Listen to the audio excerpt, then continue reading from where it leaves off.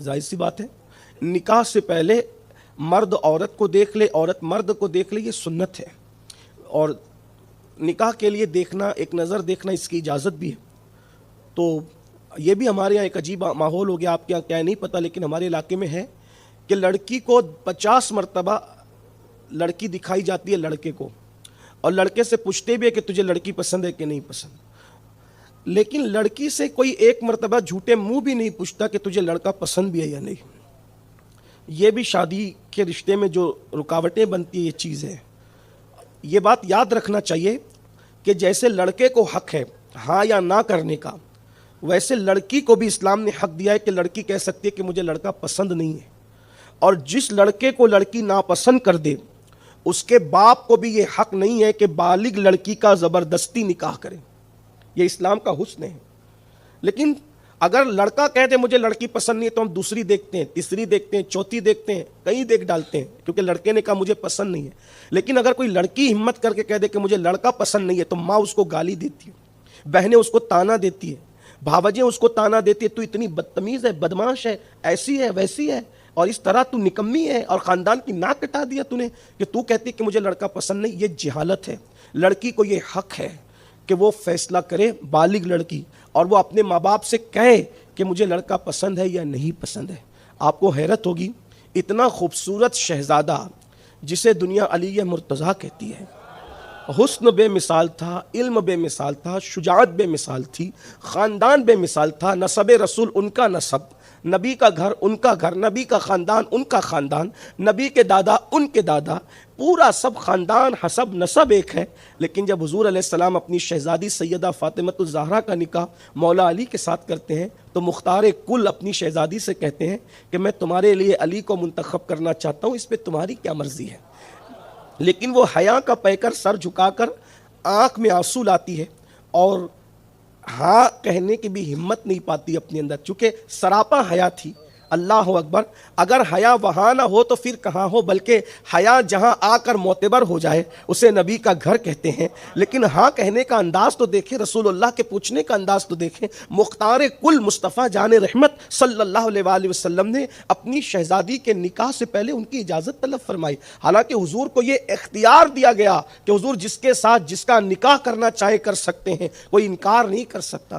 تو وہ محدث کہتے ہیں کہ وہ بانقاب تھی، با پردہ تھی، اس نے کہا اللہ کا واسطہ آپ میرے ساتھ نکاح کر لیں۔ اللہ کا واسطہ دیا، حالانکہ ایسا نہیں ہو سکتا کہ کوئی اللہ کا واسطہ دے دے اور آپ اس کو دیکھے بغیر نکاح کر لیں، لیکن جن کے رتبے ہیں سوا، ان کو سوا مشکل ہے، یہ اللہ والے لوگ ہیں۔ فرمایا کہ اس کے والد نے میرے ساتھ اس کا نکاح کر دیا، میں نے قبول بھی کر لیا، لیکن جب پہلی ملاقات ہوئی تو میں نے کیا دیکھا کہ اس کی صورت میرے دل کو نہیں بھاتی، یعنی وہ قبول صورت نہیں تھی۔ ہم کسی انسان کو بدصورت نہ کہیں کبھی، انسان میں کوئی بھی انسان بدصورت نہیں ہو سکتا۔ بدصورت کیوں نہیں ہو سکتا؟ جب قرآن کہہ چکا لقد خلقنا الانسان فی احسن تقویم، کہ ہم نے انسان کو اچھی صورت پر پیدا کیا، تو کوئی بدصورت نہیں ہے۔ انسانوں میں چپٹی ناک ہو، کانی آنکھ، کچھ بھی ہو، اگر وہ انسان ہے بدصورت نہیں۔ ہاں احتیاط کے طور پہ آپ اتنا کہہ سکتے ہیں کہ وہ قبول صورت نہیں ہے، من بھاتی صورت نہیں تھی۔ وہ محدث صاحب کہتے ہیں اس کے باوجود بھی میں نے صرف یہ سوچا کہ اگر میں اس کو چھوڑ دوں، نکاح کے بعد طلاق دے دوں، تو اس کے باپ کا دل ٹوٹے گا، اس کا دل ٹوٹے گا، اب میں اللہ کو کیا جواب دوں؟ کیونکہ ان کے ساتھ ہوا تھا دھوکا، یعنی کہ ان کو اللہ کا واسطہ دے کر کے منایا گیا تھا، ان کے ساتھ دھوکا ہوا تھا، مگر اب چونکہ نکاح کر چکے تو نکاح کرنے کے بعد اب وہ قبول صورت نہیں، اس کی صورت دیکھتے ہیں تو صدمہ ہوتا ہے، سر پکڑ کے بیٹھ جاتے ہیں، بہت پریشان ہوتے ہیں، ذہنی طور پر پریشانی ہوتی ہے، لیکن طلاق نہیں دیتے، وجہ دل نہ ٹوٹے۔ یہاں ایک بات صرف آپ سے عرض کرنا چاہتا ہوں، زندگی میں ہو سکے تو کوشش کرنا کہ کسی کا دل نہ توڑو،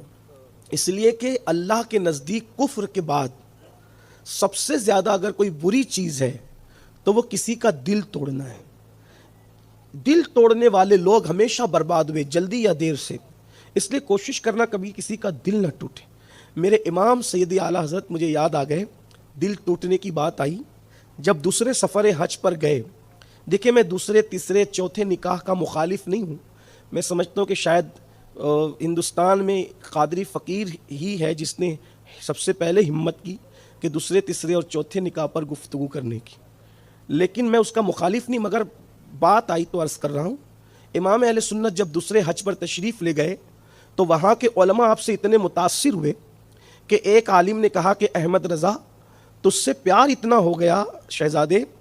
کہ ہم چاہتے ہیں کہ جب تو چلا جائے گا تو تو بہت یاد آئے گا، تو ایک کام کرتے ہیں کہ ایسی نسبت قائم ہو جائے کہ تیرا اور ہمارا تعلق ہمیشہ کے لیے بن جائے۔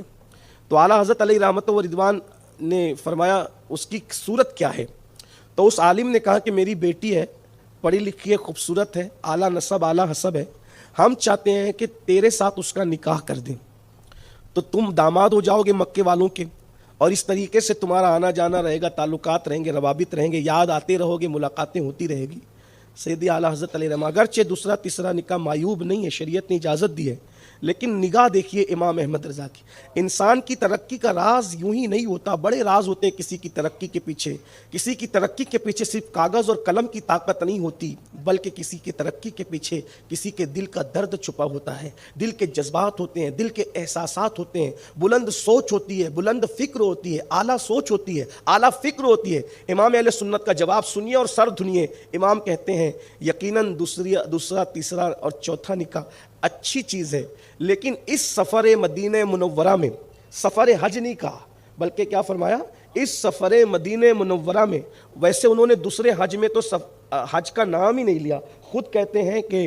کہ کعبے کا نام تک نہ لیا، طیبہ ہی کا، یہ دوسرے سفر حج کے لیے۔ پہلے سفر حج میں والدین کے ساتھ گئے تھے اور دوسرے سفر حج میں بیوی اور حجت الاسلام کو بھی ساتھ لے گئے تھے، بلکہ دوسرا سفر حج تو بڑا حادثاتی طور پر ہوا تھا، اس کی ایک الگ داستان ہے، وہ کبھی آپ سن سکتے ہیں، کہی جا سکتی ہے، لیکن اس کی طرف جائیں گے تو وقت کافی درکار ہوگا۔ تو عرض یہ کر رہا تھا کہ کہا کہ اس سفر مدینہ نظر دیکھیے،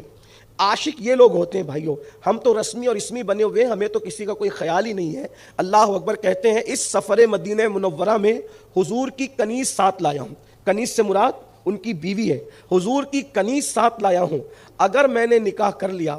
تو کنیز رسول کا دل اتنے مقدس سفر میں ٹوٹے گا، اور اس کا دل ٹوٹے گا تو محبوب کو اذیت پہنچے گی، اس لیے کنیز رسول کا دل توڑ کر میں اپنے محبوب کو اذیت نہیں پہنچانا چاہتا۔ آپ غور فرمائیں،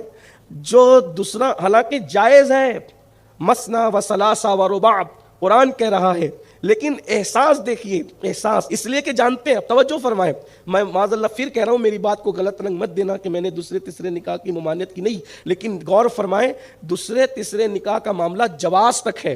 لیکن دل توڑنا تو حرمت سے تعلق رکھتا ہے، حرام ہے۔ فرمایا کنیز رسول کا اتنے عظیم سفر میں دل نہیں توڑنا چاہتا۔ غور فرمائیں، جو نکاح جیسے جائز کام کو کر کے دل نہیں توڑنا چاہتے، آج اس اعلیٰ حضرت کے مسلک کا نعرہ لگانے والے لڑکوں سے پوچھتا ہوں، جوانوں سے پوچھتا ہوں، جب تم بیوی ہوتے ہوئے کسی لڑکی سے ناجائز تعلقات کر کے، بیوی کی طرف پیٹ کر کے بستر پہ لیٹے فیس بک پر اس سے چیٹنگ کرتے ہوں گے تو اس کے دل پہ کیا گزرتی ہو؟ غور تو فرمائیں کہ آج یہ گھروں کی صورت حال نہیں ہے، بیوی کی طرف منہ پھیر کر رات کے 3 بجے تک واٹس ایپ پر لگے ہوئے ہیں، فیس بک پہ لگے ہوئے ہیں، حالانکہ مذہب تو یہ کہہ رہا ہے کہ اگر نوافل کی کثرت کی وجہ سے بیوی کا حق تلف ہوتا ہو تو وہ نوافل چھوڑ دیے جائیں، اس لیے کہ نوافل ادا کرنے سے افضل ہے بیوی کے حق کو ادا کرنا۔ بلکہ ہمارے بعض بزرگوں نے یہاں تک کہ لکھا ہے کہ بیوی کے ساتھ رات گزارنے والا شب قدر کا ثواب حاصل کر لیتا ہے۔ یعنی اگر ہم کہنا چاہیں عشق و محبت میں ڈوب کر تو یہ کہ شب قدر تو سال میں ایک بار آتی ہے، لیکن وہ خوش نصیب جو حضور کا دل خوش کرنے کے لیے رات اپنی بیوی کے ساتھ گزارے، اللہ اسے شب قدر کا ثواب عطا فرماتا ہے۔ غور تو فرمائے کتنی بڑی بات ہے، لیکن وہ تو نہایت سستا سودا، بیچ رہے ہیں جنت کا ہم مفلس کیا مول چکائیں، اپنا ہاتھ ہی خالی ہے۔